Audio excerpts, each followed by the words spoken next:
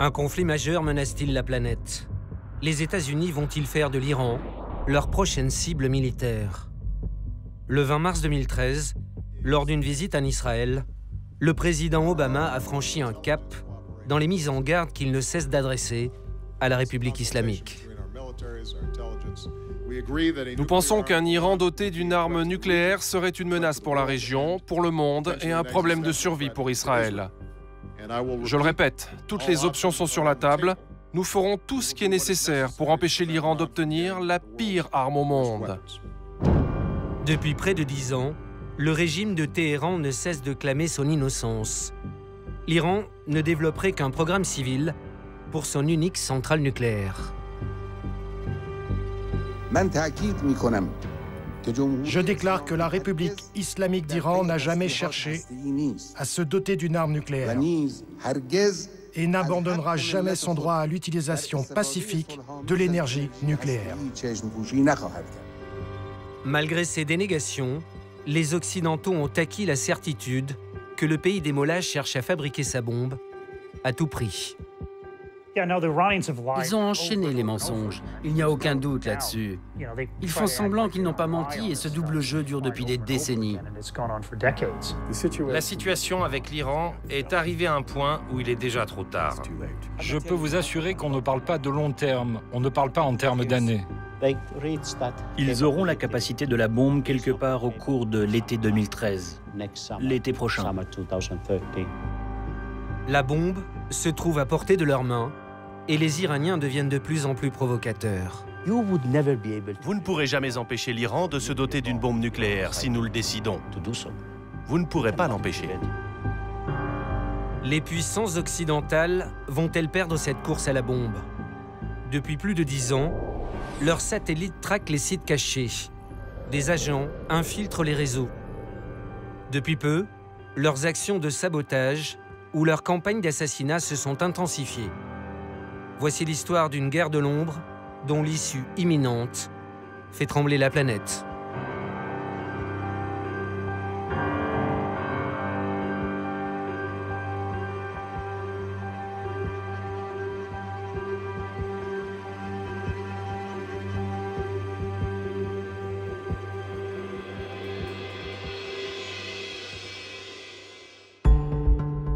Au lendemain des attentats du 11 septembre 2001, devant le Congrès américain, le président George Bush désigne le nouvel axe du mal, la Corée du Nord, l'Irak et l'Iran.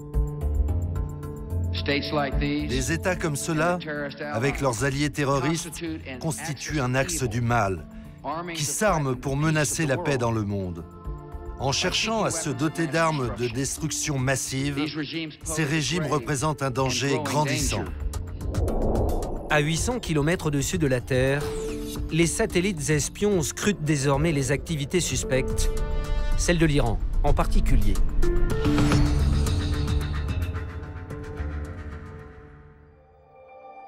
Au cours de l'été 2002, les services secrets occidentaux vont recevoir une information capitale des Moudjahidines du peuple.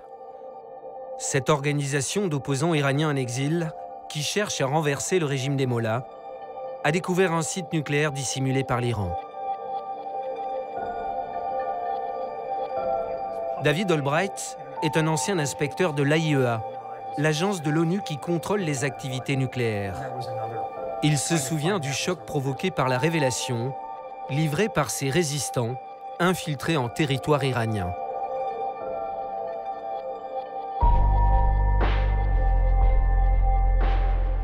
En 2001, nous cherchions à obtenir des informations sur les sites secrets iraniens, mais nous avons échoué.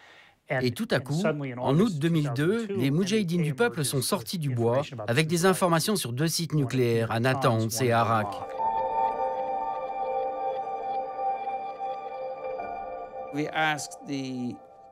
Nous avions demandé à nos Moudjahidines clandestins en Iran d'aller vérifier ce qui se passait à Natanz. Quelque temps plus tard, ils nous ont contactés pour nous avertir qu'ils avaient repéré des grosses lignes électriques qui arrivaient dans la banlieue de Natanz. Officiellement, c'était un projet d'irrigation du désert. Mais ces grosses lignes électriques aboutissait dans une usine enterrée, et cela nous a mis la puce à l'oreille, car cela n'avait rien à voir avec un projet d'irrigation du désert. Puis nos agents clandestins sont revenus de Natanz et ils nous ont dit « Regardez, nous avons détecté de très imposantes fondations en construction sur le site. Cela nous a alertés, car cela ressemblait à un projet nucléaire. » Pour alerter l'opinion publique, les Moudjahidines du peuple organisent une conférence de presse à l'hôtel intercontinental de Washington.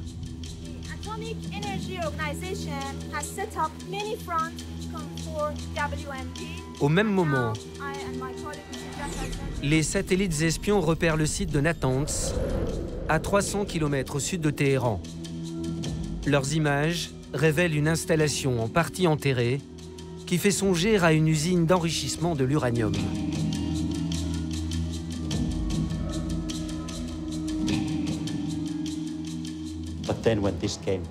Au moment où l'information sur Natanz fut rendue publique, nous avons vu les images satellites et nous avons pu constater que c'était un site très conséquent. Il ne pouvait pas avoir été construit en peu de temps. Cela avait dû prendre plusieurs années. C'était la preuve qu'il y avait un programme de développement nucléaire secret en Iran. Là, les Iraniens ont été pris la main dans le sac parce que là, ils étaient véritablement en infraction. Ils n'auraient jamais dû, compte tenu de leurs accords au titre du traité de non-prolifération, de leurs accords avec l'agence de Vienne, cette agence de contrôle international, ils auraient dû déclarer cette petite usine où fonctionnaient déjà des centrifugeuses, et ça, ils ont négligé, ou plutôt, ils ont veillé à ne pas le faire, et donc là, ils étaient réellement en infraction. Donc la première chose que j'ai faite en août 2002 a été d'écrire une lettre aux Iraniens après m'être entretenu avec le directeur général de l'agence atomique. Je leur ai demandé de s'expliquer. La personne à qui j'ai adressé cette lettre était l'ambassadeur Ali Salehi, qui est aujourd'hui ministre des Affaires étrangères de l'Iran. Et quelle a été la réponse? La réponse ne fut pas vraiment positive. Pour être honnête, ils étaient assez contrariés qu'on les interroge de cette façon. À cette période, le diplomate Hossein Mousavian s'apprête à prendre ses fonctions de négociateur auprès des Nations Unies. Cet Iranien était alors chargé de cacher la vérité aux Occidentaux. Il s'est exilé aux États-Unis il y a 5 ans, mais reste un fervent patriote iranien. Nous n'étions pas obligés d'avertir tout le monde. En France, sur la question de l'enrichissement de l'uranium, 80% de vos activités sont cachées et personne n'est au courant. C'est la même chose aux États-Unis. La France et les autres pays ne vont pas révéler leurs secrets technologiques à tout le monde, tous les jours. Hossein Mousavian et les autorités iraniennes vont pourtant être contraints d'ouvrir les portes de l'usine de Natanz à Olli Heinonen et à son équipe. L'inspecteur en chef de l'AIEA va découvrir des centaines de centrifugeuses, cette technologie de pointe qui produit le combustible pour les centrales nucléaires, mais aussi la matière première de la bombe.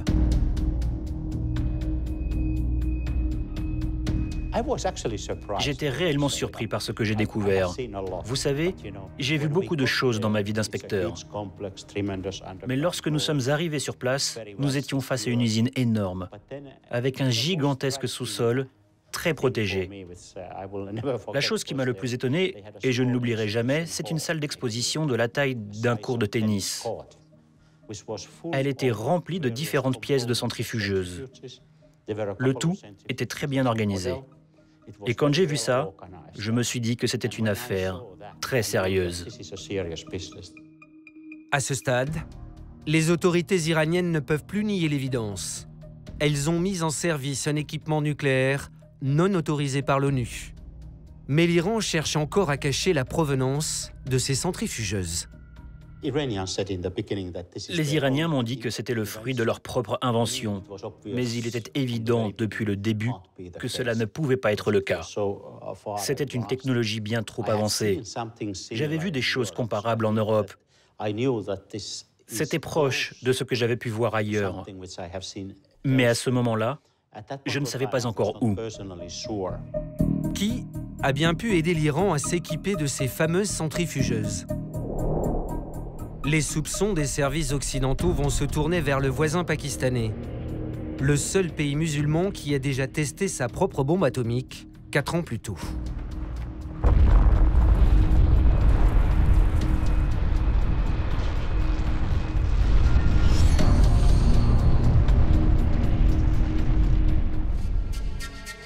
À Langley, en Virginie, au siège des services secrets américains, le responsable de la lutte contre la prolifération nucléaire espionne depuis plusieurs années les activités pakistanaises. L'agent secret Richard Barlow fait rapidement le lien entre les centrifugeuses découvertes en Iran et le Pakistan. Nous savions tout ce que les Pakistanais faisaient. Je dirais que nous avions à la CIA les meilleurs renseignements sur leur programme militaire nucléaire. Nous savions tout sur les responsables du programme, même ce qu'ils prenaient au petit déjeuner.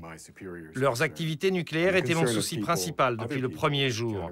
C'était aussi le souci de mes supérieurs et de tous ceux qui luttent contre la prolifération nucléaire au département d'État, au ministère de l'Énergie et à la Maison-Blanche. Nous savions depuis le début que le scientifique Khan et le Premier ministre du Pakistan allaient développer la bombe islamique. Ce n'était pas qu'une bombe pakistanaise. Ils avaient pour projet d'établir une sorte de califat nucléaire qui s'étendrait de l'Asie à la Turquie. L'ancien chef d'état-major des armées pakistanaises confirme aujourd'hui l'existence de cette alliance secrète entre son pays et l'Iran. C'était en 1988, lorsque notre président est mort. Je me suis adressé à mes officiers et j'ai dit « Il y a une nouvelle donne qui apparaît dans la région. Au Pakistan, la loi martiale a disparu. C'est maintenant la démocratie dans notre pays. Les Soviétiques ont perdu la guerre en Afghanistan et battent en retraite. La guerre entre l'Iran et l'Irak est finie. Et les Iraniens en sont sortis plus forts. L'Iran est un pays libre. J'ai dit que ces 3 pays ont subi des agressions de l'extérieur. Il était donc logique qu'ils s'allient, un peu comme l'Union européenne. L'homme qui va livrer la technologie de l'arme atomique à ses nouveaux alliés iraniens est le père de la bombe pakistanaise.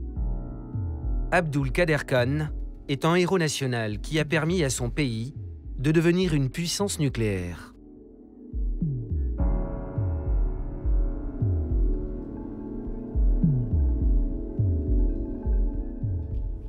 La plus forte contribution d'Abdul Qader Khan a été d'importer la technologie de l'enrichissement de l'uranium de la compagnie hollandaise Urenco. Il a travaillé en Belgique et en Hollande. Quand il était là-bas, il a eu l'opportunité de voir tous les plans des centrifugeuses. Il les a photocopiés, traduits du hollandais à l'anglais, et il a rapporté ces informations au Pakistan. Il a ensuite fabriqué sur place des centrifugeuses à partir de ces plans. Il a volé tout simplement les documents de cette compagnie et il est revenu au Pakistan. Il a créé ces centrifuges et il a peu à peu réussi à obtenir assez d'uranium enrichi pour construire les bombes pakistanaises. Le Premier ministre a donné toute liberté à Abdul Qader Khan. Il lui a donné l'argent et la liberté d'aller où il voulait pour emprunter ou voler la technologie où qu'elle soit. C'est dans ce laboratoire proche d'Islamabad que le docteur Khan va commencer à fabriquer discrètement des centrifugeuses qui ne sont pas uniquement destinées à son pays. Au début, le but du laboratoire de Khan était de produire de l'uranium hautement enrichi pour le programme nucléaire pakistanais uniquement. Mais assez rapidement, Abdul Qader Khan et certains généraux de l'armée ont senti qu'il existait un marché qui pouvait permettre de développer les exportations du pays.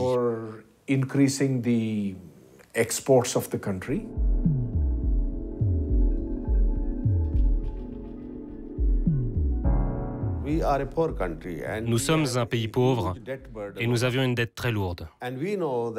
Nous avions vu que les pays occidentaux avaient supprimé les dettes de plusieurs pays dans le passé. Le Pakistan était dans une situation comparable, mais le Fonds monétaire international et la Banque mondiale avaient refusé de réduire notre dette. à cause des Américains. Qu'est-ce que nous pouvions faire? Laisser les Pakistanais mourir de faim? Si vous ne nous donnez pas un peu d'air pour le remboursement de notre dette, alors il y a quelque chose que nous pouvons vendre. À la fin des années 90, grâce à l'appui de militaires corrompus, le père de la bombe pakistanaise va donc faire prospérer son entreprise clandestine de matériel nucléaire en mettant en place un réseau de fabrication et de commercialisation à l'échelle mondiale.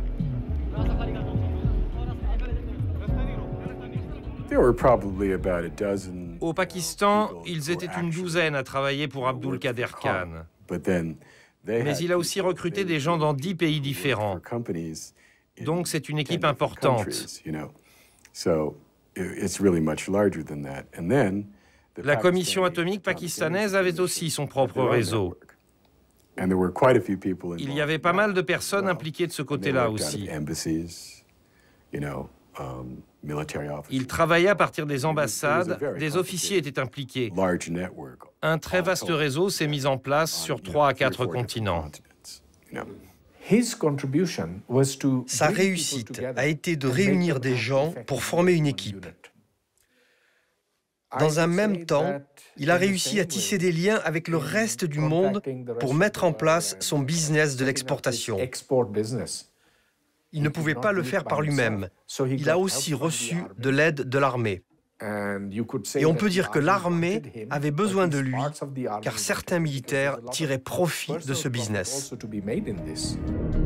Malgré les preuves qu'ils ont accumulées sur ce trafic illégal, les agents de la CIA ont l'ordre de ne pas intervenir pour ne pas gêner le Pakistan, cet allié historique des stratèges de la Maison-Blanche.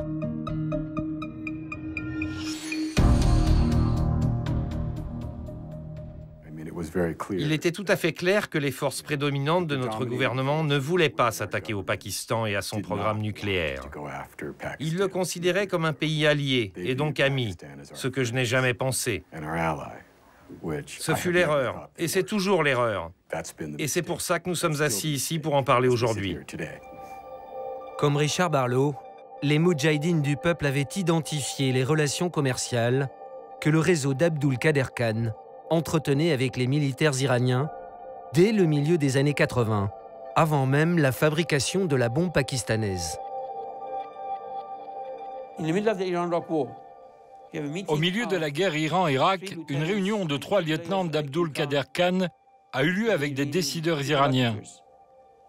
L'un d'entre eux était l'un des chefs des gardiens de la Révolution. Nous avons révélé l'identité de cet homme qui est Mohamed Salami.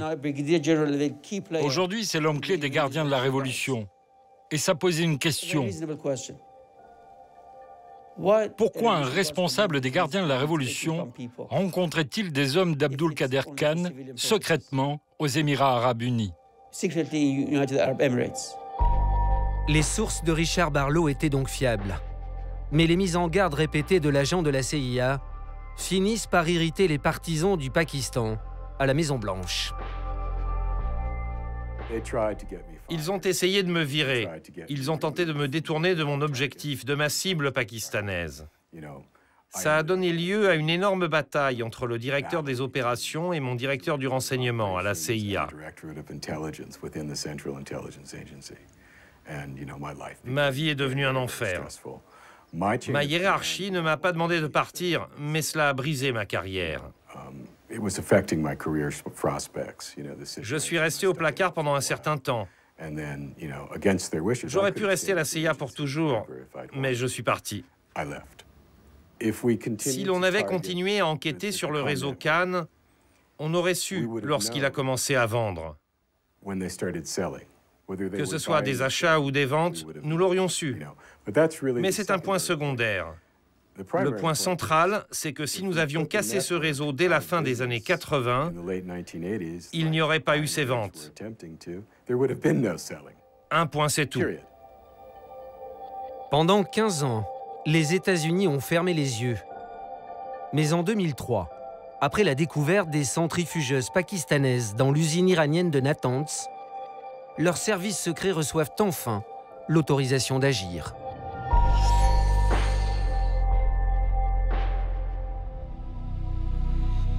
Les agents occidentaux ont désormais pour mission de démanteler le trafic mondial de matériel nucléaire piloté par le Pakistanais Abdul Qader Khan.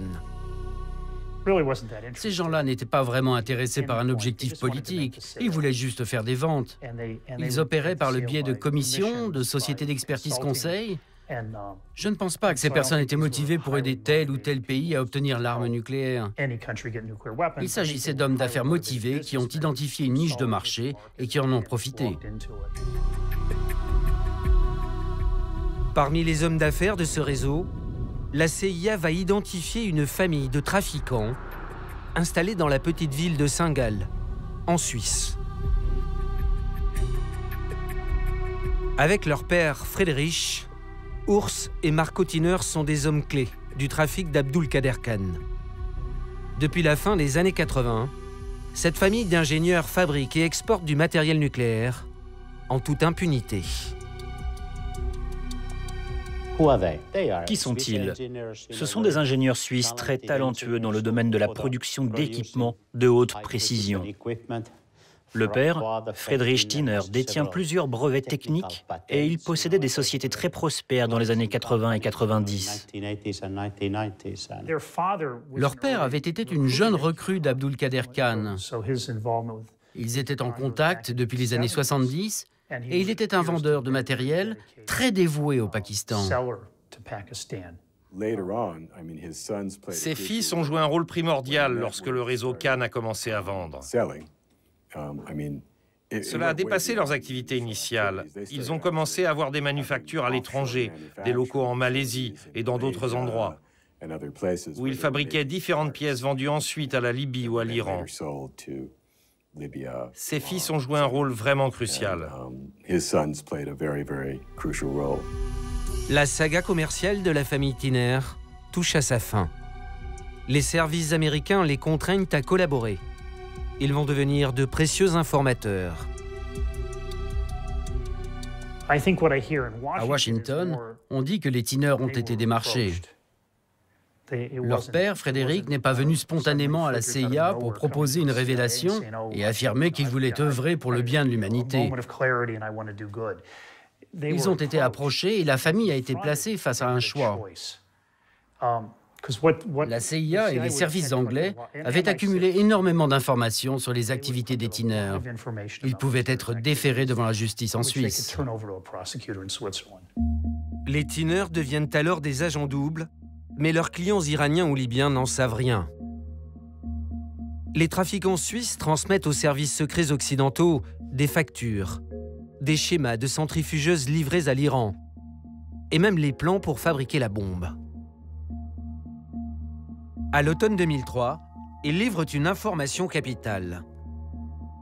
Un cargo, parti d'une usine du réseau Khan en Malaisie, vogue en Méditerranée en direction de la Libye.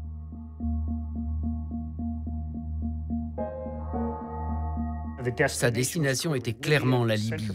Il s'agissait de pièces de centrifugeuses qui avaient pour destination un pays qui jurait qu'il ne possédait pas de programme d'enrichissement de l'uranium. C'était donc une preuve tangible, concrète à 100% qu'il existait un programme nucléaire en Libye. Les Tiner ont même fourni des documents qui montraient qu'ils fabriquaient eux-mêmes en Suisse des composants, des pièces de ces centrifugeuses. Le cargo BBC China est arraisonné à Tarente, sur les côtes italiennes. Les agents de la CIA découvrent 2000 centrifugeuses dissimulées dans des containers. Immédiatement, les inspecteurs des Nations Unies se rendent en Libye. Une mauvaise surprise les attend. Dans un hangar de Tripoli, ils découvrent d'autres centrifugeuses, les mêmes que celles qu'ils avaient identifiées 8 mois plus tôt en Iran, dans l'usine de Natanz.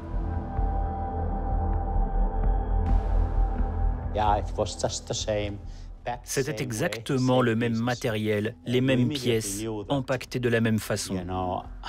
On pouvait voir immédiatement qu'il s'agissait du même équipement. Il avait la même provenance pakistanaise. Les Libyens se sont montrés plus transparents que les Iraniens concernant leurs relations avec le Pakistan. Cela nous a donné un réel avantage lorsque nous sommes retournés enquêter en Iran. Pour les enquêteurs occidentaux, la culpabilité d'Abdul Qader Khan, le père de la bombe pakistanaise, dans ce trafic nucléaire international, ne fait plus aucun doute. À ce moment-là, nous avons su que nous avions un sérieux problème. D'un côté, j'étais content car j'avais vu la même chose en Iran et en Libye. Nous savions donc d'où venait le problème et cela allait grandement faciliter la suite de l'enquête.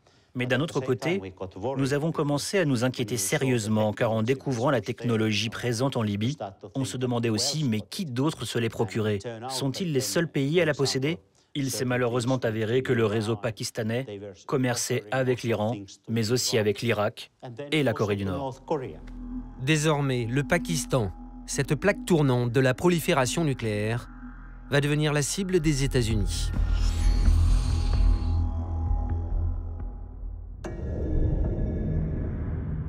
Le 24 septembre 2003, à New York, dans les coulisses de l'Assemblée générale des Nations unies, le président pakistanais Pervez Musharraf est convoqué par le patron de la CIA. George Tenet lui lance un ultimatum.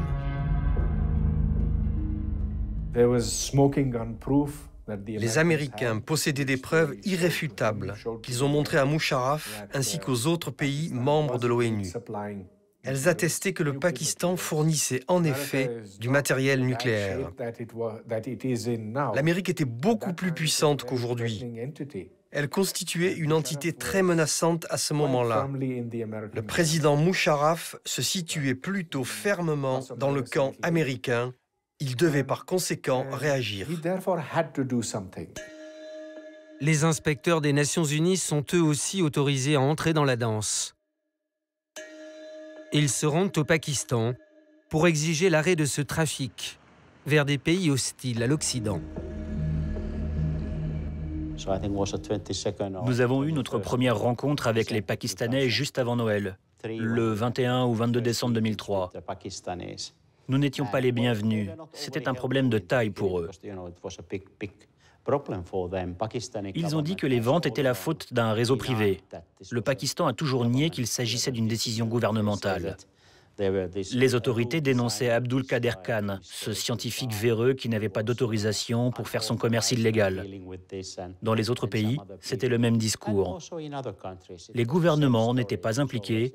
Il ne s'agissait que d'individus qui avaient pour unique souci de faire des profits. Si le président Musharraf n'avait pas agi contre Abdul Qader Khan,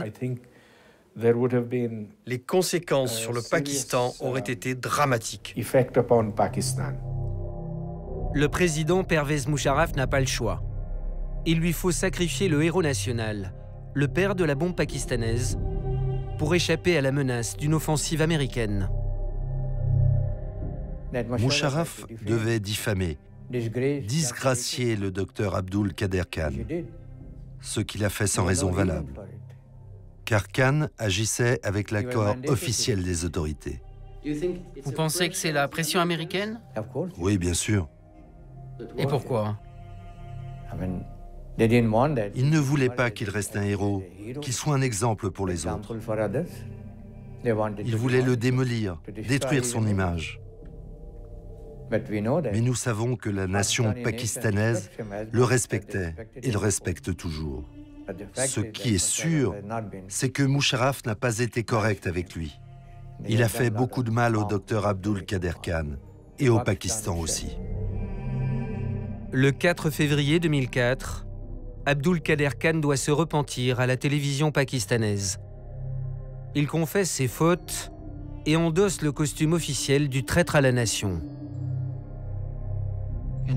Au cours de mes entretiens avec le gouvernement, j'ai été confronté à des évidences et à des preuves. Et j'ai clairement admis que ces accusations étaient vraies. La condamnation du père de la bombe pakistanaise va susciter un mouvement de soutien populaire. Abdul Qader Khan a été placé en résidence surveillée jusqu'en 2008 mais il n'a jamais été livré à la justice américaine.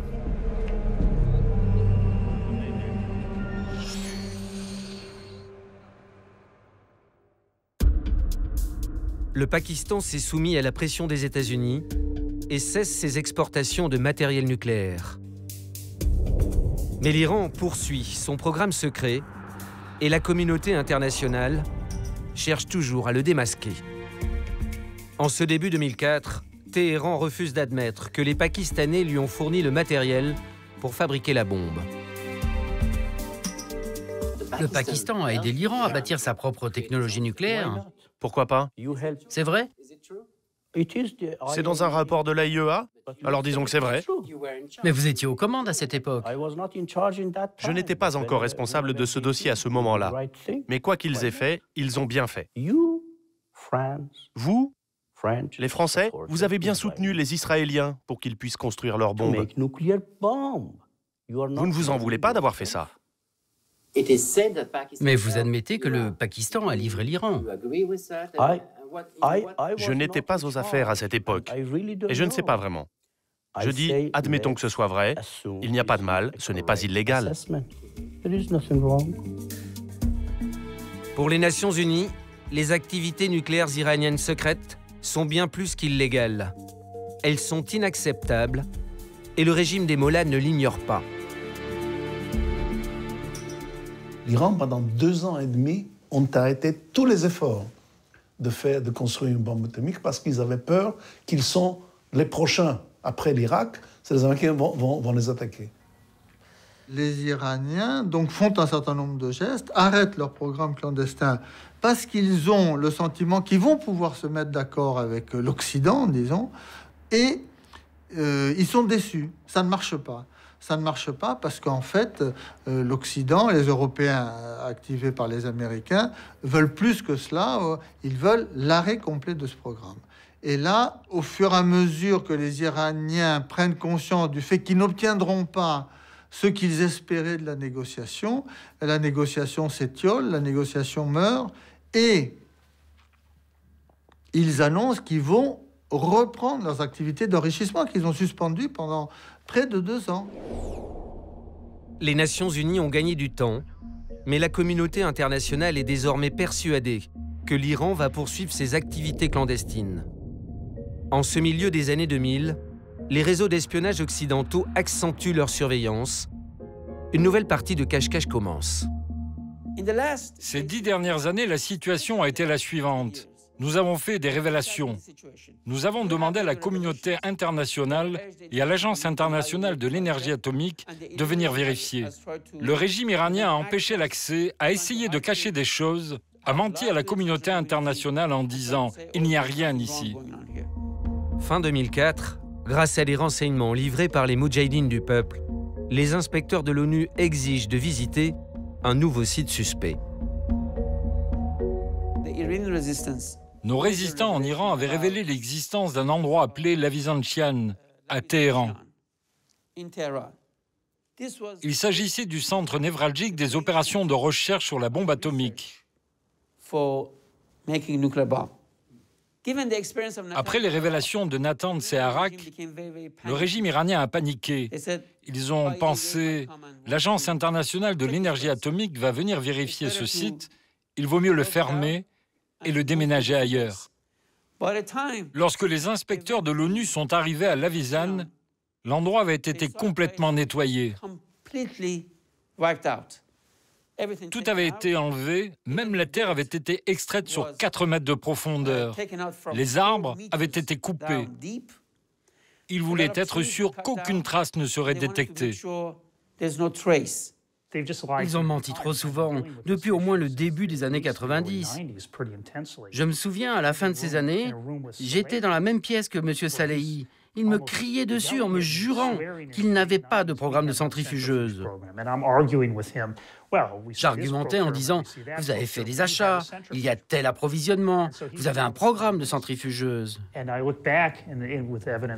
Aujourd'hui, cet homme est ministre des Affaires étrangères et j'ai des documents pour prouver qu'il était extrêmement impliqué dans les achats de matériel militaire nucléaire. Ils mentaient du début à la fin. Pour les Occidentaux, la partie de poker menteur a assez duré.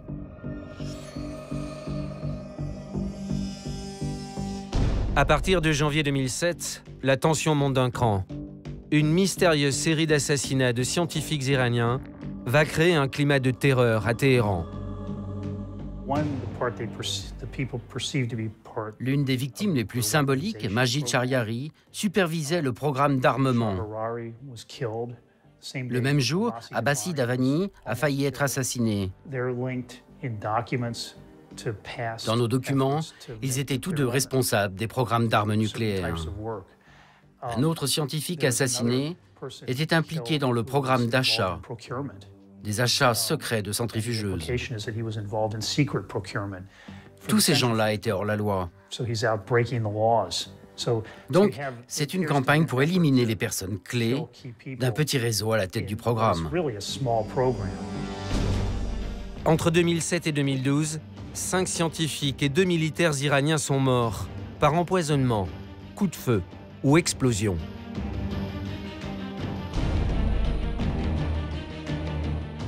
Je ne pense pas que les États-Unis soient responsables de ces assassinats.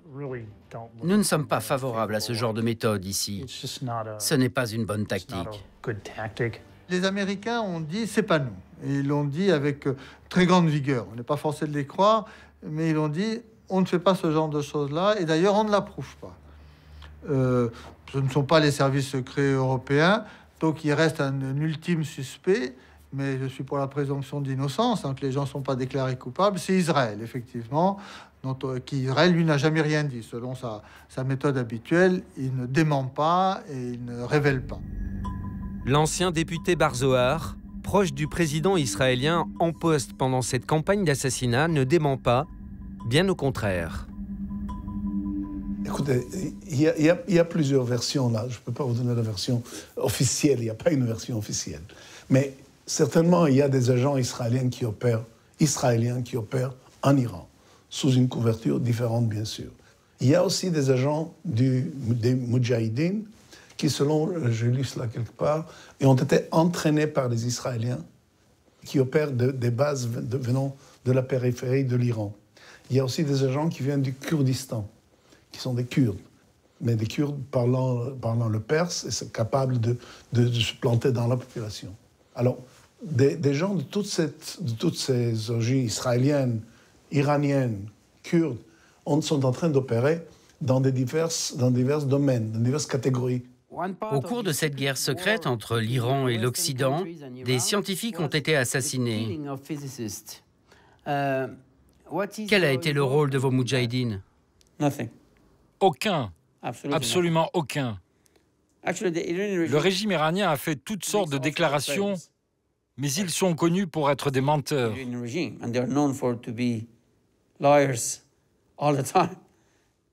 Si on les écoutait, on pourrait croire encore qu'ils n'ont aucun programme nucléaire. Pour les Moudjahidines infiltrés, les assassinats de scientifiques iraniens mettraient trop en danger leurs activités d'agents de renseignement. Chaque jour, chaque minute, le régime iranien tente de savoir qui fournit des informations à nos résistants sur le terrain. Ces personnes prennent de très gros risques, mais ils les prennent parce qu'ils ont conscience que si les mollahs ont la bombe, cela aurait des effets dévastateurs pour le peuple iranien.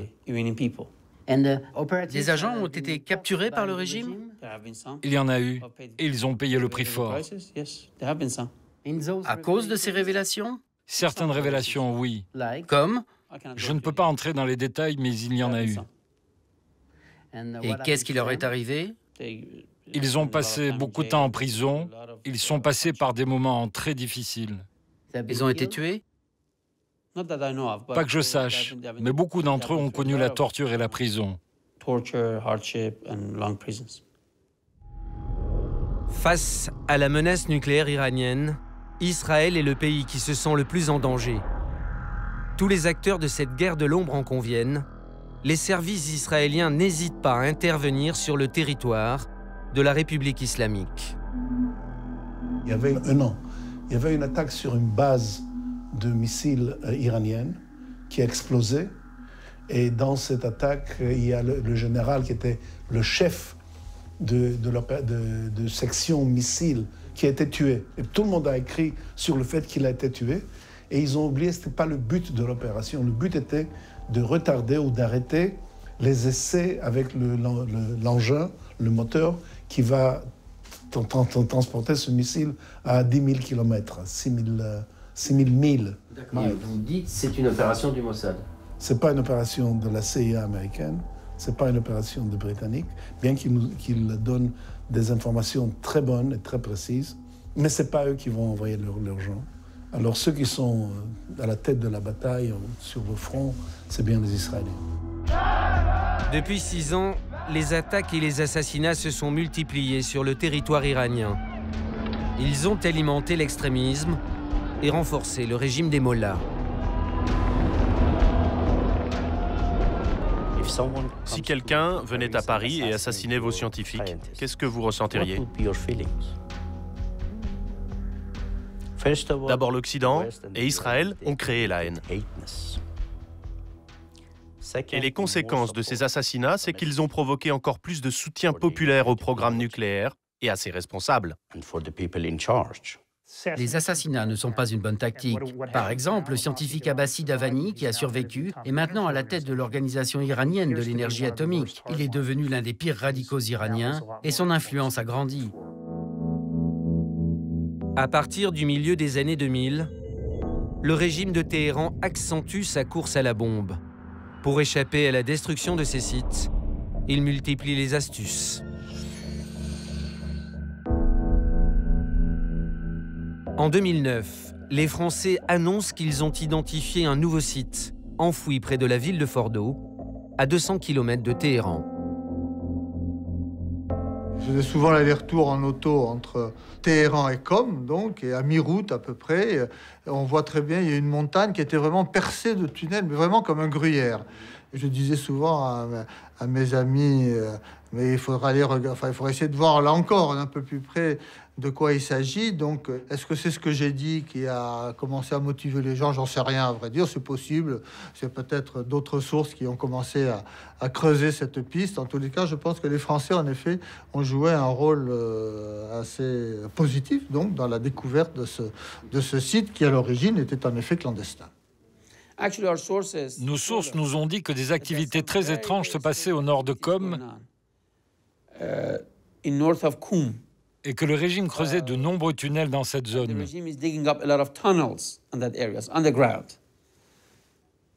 Nous avons commencé à regarder pourquoi le régime travaillait là-bas et pourquoi il devait se cacher en sous-sol. Et nous avons donc découvert qu'il construisait un nouveau site, un endroit appelé Fordo, près de Qom. Quelle était la vocation de ce site d'enrichissement secret? C'était bien pour la bombe?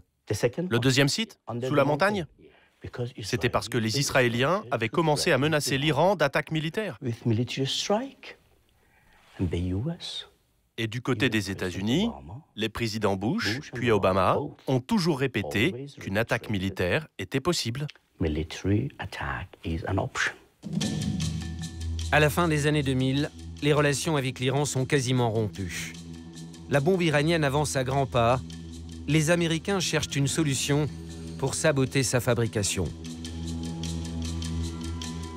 Aux confins des montagnes rocheuses, dans la petite ville perdue d'Idaho Falls, les services secrets vont tester une nouvelle arme, dont le nom de code est Olympic Games, les Jeux olympiques.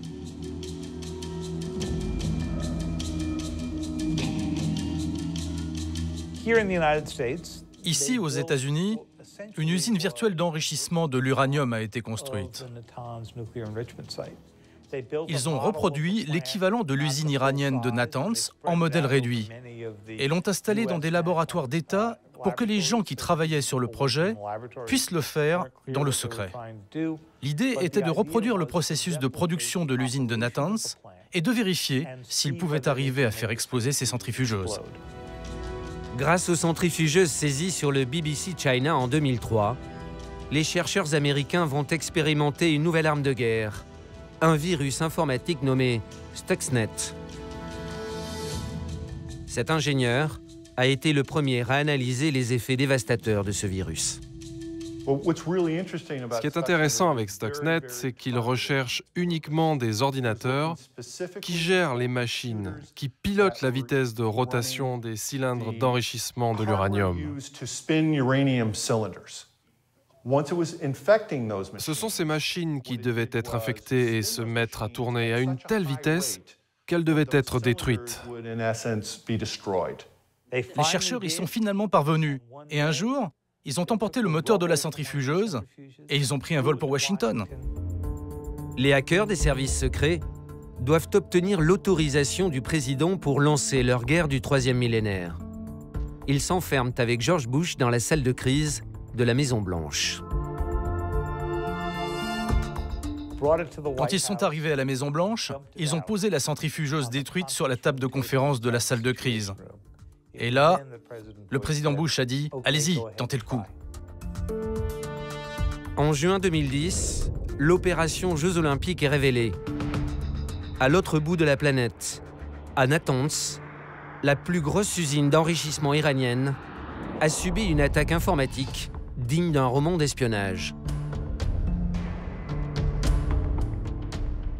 Le virus a été introduit par une personne qui travaillait à Natanz, probablement grâce à une clé USB qu'il a sortie de sa poche et qu'il a connectée sur un ordinateur de l'usine. Et le virus a infecté toute l'usine. Plusieurs versions du virus ont eu des impacts différents. Dans le cas de la version Stuxnet, l'objectif était d'infecter environ 1000 des 5000 centrifugeuses en service à Natanz. Elles ont été immédiatement détruites. Bien sûr, cela a eu pour effet de ralentir temporairement le programme nucléaire iranien. Mais immédiatement, et en quelques mois, l'Iran a été capable de s'en remettre, capable de résister à l'attaque, d'empêcher d'autres attaques et de réparer tous les dégâts. Les Iraniens ont bâti un corps militaire d'attaque informatique qui fait partie des gardes révolutionnaires, les Pasdaran. Leur mission est officiellement la défense contre les attaques informatiques. Ils font de la défense passive, mais aussi de l'attaque. Ces derniers mois, l'Iran a été accusé d'avoir lancé une attaque informatique sur l'Arabie saoudite, en particulier Aramco, l'un des plus gros producteurs de pétrole du pays.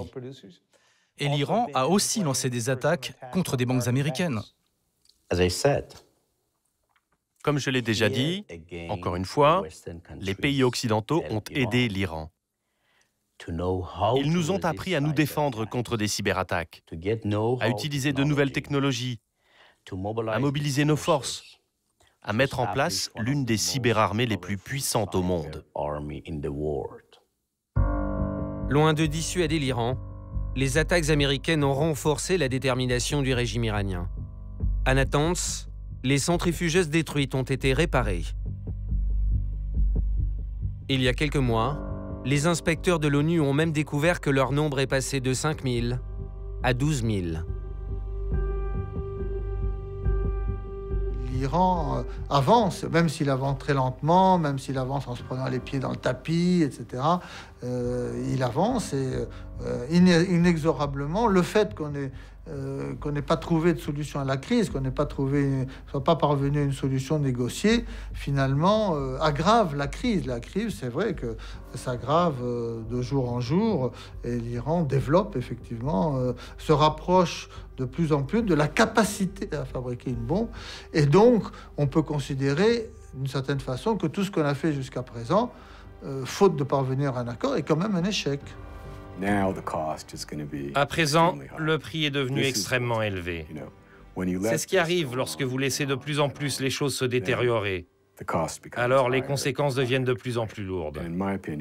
De mon point de vue, les Iraniens n'ont pas assez peur pour arrêter leur programme nucléaire. Les sanctions ne vont pas fonctionner.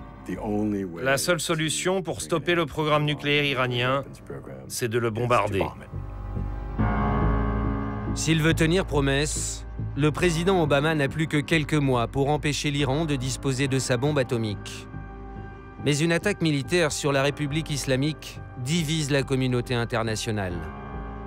Car la paix dans le monde se passerait bien d'un nouveau conflit entre l'Occident et les musulmans radicaux.